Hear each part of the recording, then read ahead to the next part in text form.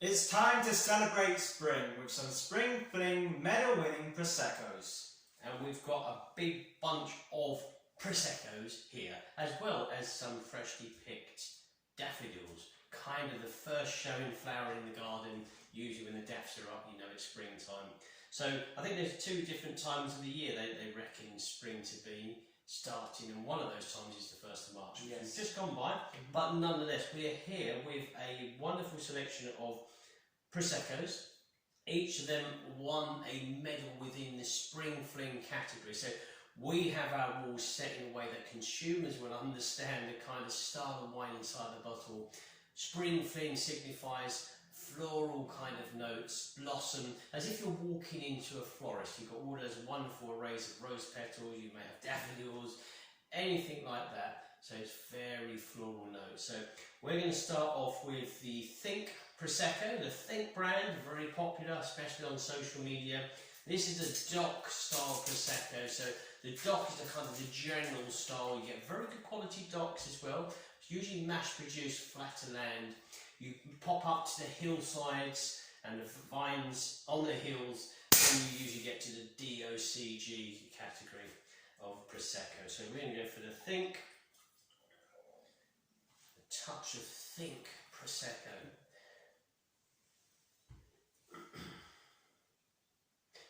Plenty of bubbles in the glass, so if you love your bubbly Prosecco, this is one for you. Plenty of bubbles in the glass there. This one was a silver medal. So silver medal. What we're going to do is we're going to start from silver and move up to the gold, and also the style. So we're going to do a brut. We're going to go then on to the. We're going to do extra brut at the top here, down to the extra dry, and then we've got the superior Millisamato, the brut, and then another brut here. So we're starting off with the Think, and we look at the aromas. So fruity, quite fruity, yellow floral blossom, apple, dried apple slices on the nose for me. Yeah, dried green apple. Dried green apple on the nose. Delicate expression on the nose, but quite classy.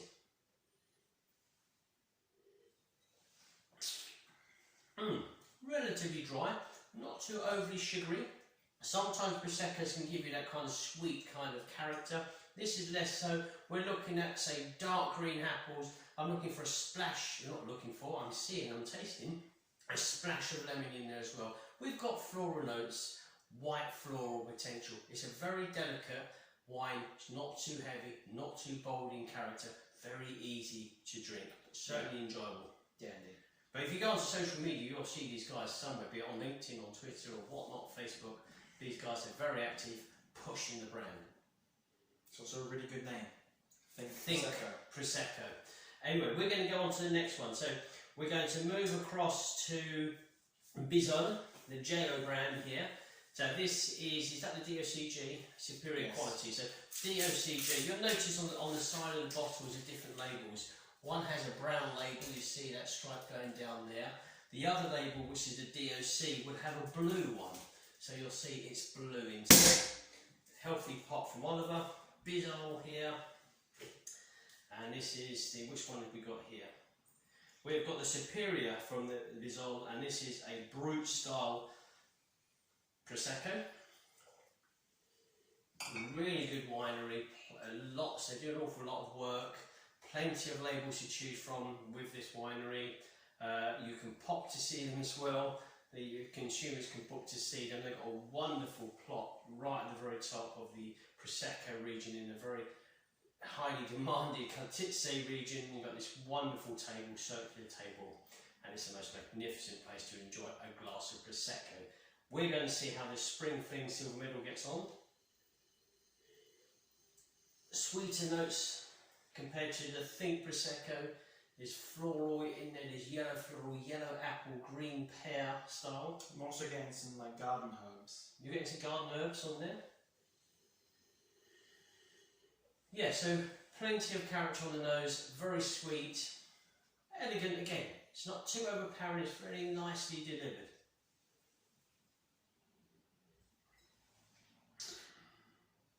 Fruity, nice balance, not too dry, not too sweet. The sweetness you feel is coming from the grapes. the fruit, as opposed to any extra sugars added. You feel I'm actually getting a better quality of wine here, expressed from the terroir, expressed from the grape. Citrusy, Yeah. floral, white floral notes I'd put in there. Certainly citrus level and good acidity from green pear as well. I'm getting a little bit of chalkiness. You're getting chalkiness in there, yeah? Certainly both the first ones are worthy to finish off. I'm not pouring any of this away. Otherwise these would be blooming everywhere with Prosecco in the spittoon, which kind of made that spittoon into a vase. So the next one's going to be the Casagella brand. This is a Treviso, so we are looking at a DOC brand again, the blue label down the side of the bottle. And this is the Milismato, so the vintage, and it's 2020 I believe on this one. 2020, yeah. And then extra dry on this one, so we're looking at a touch sweeter style Prosecco, added a little bit more sugar content compared to the other two. Lovely.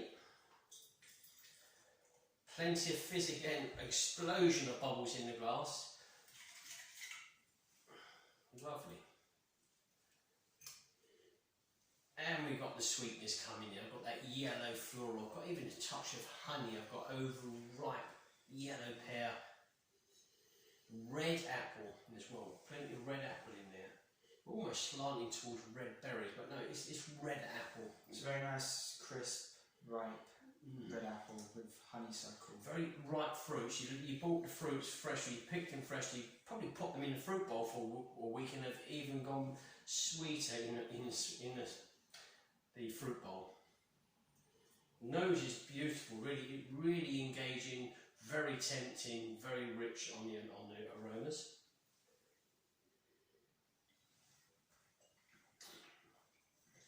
Good, nice level of fruit flavours, and you get this spring fling kind of expression. Yeah. There's floral notes, I can taste the floral notes, the petals in the palate. Yellow rose petal, white blossom. And then there are fruits, of course there's fruits, soft expression of citrus, a nice little zesty splash of citrus. We've got the normal apples, we've got the pears in there as well. Yeah. Really good balance, considering this is the DOC, so when we say not the lower standard, but the mass produced usually standard, this is an exceptional quality. And it's worthy to be finished off again. Yeah. So that was another silver. Now we're on to the gold. Now we're going to go to, what am I going to go to first? I'm going to go to I'm going to try the extra brut first. So we're going to go touch down on the sugar level. This is the extra dry, I'm getting confused here. This is the extra brut, so the less sugar. It is confusing, even for me after several years of doing this, extra brut, extra dry, still have to look twice. So I'm going to open the Azzolo Prosecco, so DOCG, the brown label down the side, Montalvini. I'm really pleased to have been there a few years ago now, unfortunately, but I went there to see the winery, big production, very recognisable branding. They've got the owl branding embossed on the actual bottle, and I do like that in there. Had a wonderful tasting in there. So I'm going to give this a go. This is the Milismato, so vintage grapes of the same year. And as I say, this is the Extra Brut 2020 vintage. Oliver's waiting for me to open the bottle. Yep. I believe Montalvini has been around for over 125 years. 125 years, Oliver says. Could very well be. 1881. There we go. So that's a long old history that the winery has.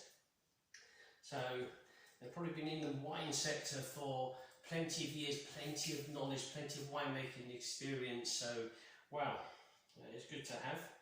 It does say it on there, yeah, 1881. There we go. Look at that. On a lovely spring, a lovely warm spring day, someone's popping open a bottle of Prosecco, and you're there to enjoy it with them. Isn't that splendid? How's that? Let's go for this one, Montalvini.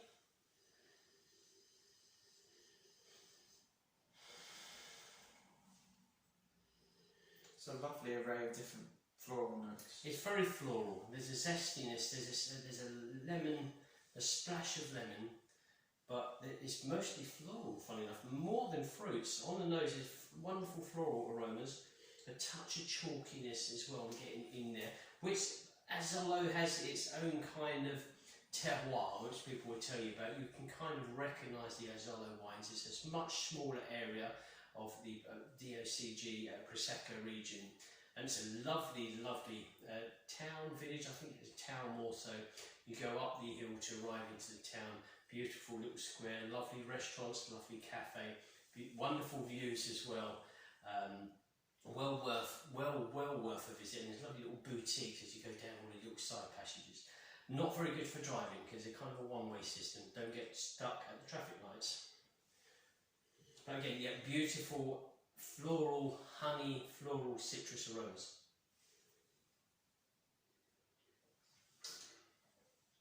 Fresh, crisp. It tempts you thinking it's going to be sweet when it hits the palate initially. Then it closes down, you've got that dry style, not overly sugared.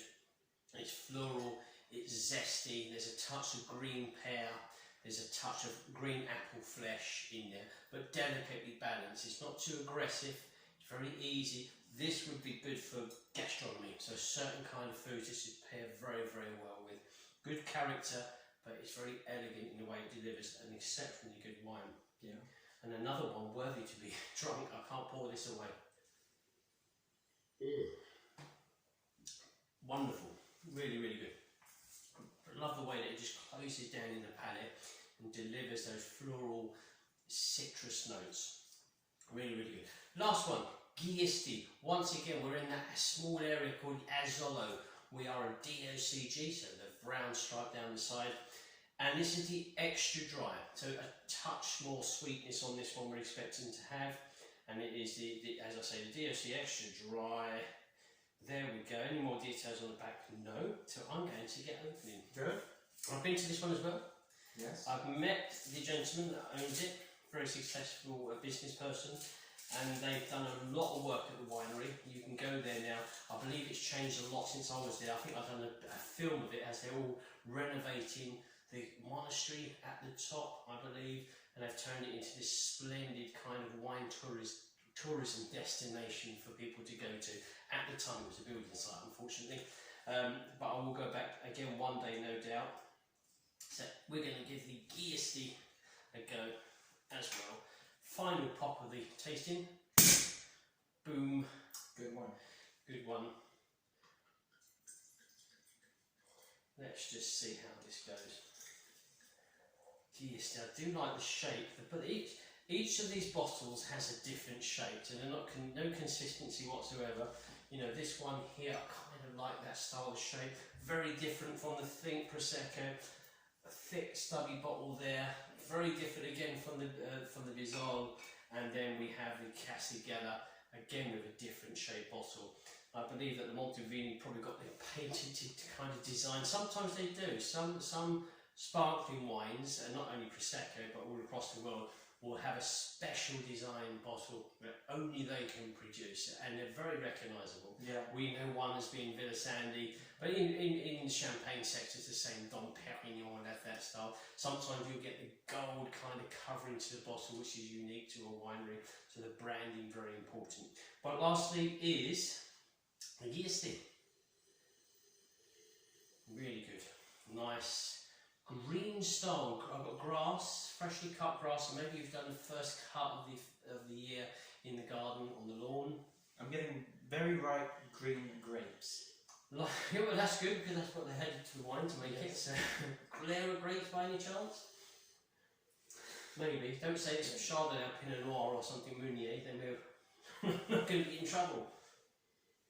But yeah, it's a different style. I've got cooking apple. I've got brown. What's a bruised cooking apple? I've got grassy kind of texture. Yeah. I've got white floral notes, quite heavy white floral notes on the nose. And then I'm starting to come with a chalky kind of green pear character. Very expressive, different layers of aromas to be explored. Fine bubbles as well. Another thing on here, the bubbles are quite fine. When you maybe buy a cheaper bottle from the supermarket, although that's very good to do, and very good to enjoy. In the glass, when you look at the glass, you'll notice very big bubbles, exaggerated. Some of these wines here have got very fine bubbles, little pearlage going up the glass, which is always a sign of a better quality wine. So, enough on the nose, let's go for the flavours.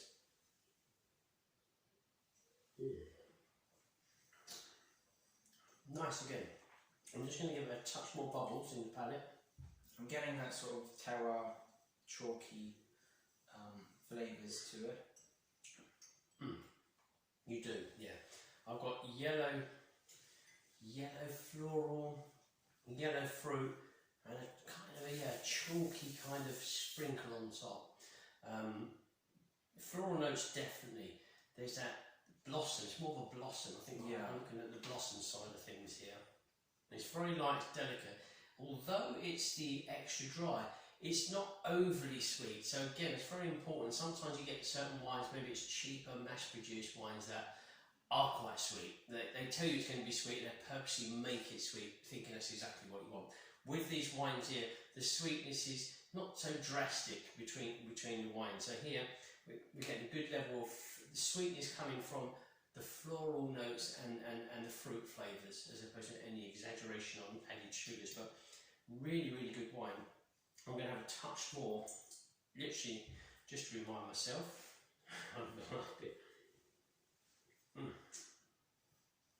Good.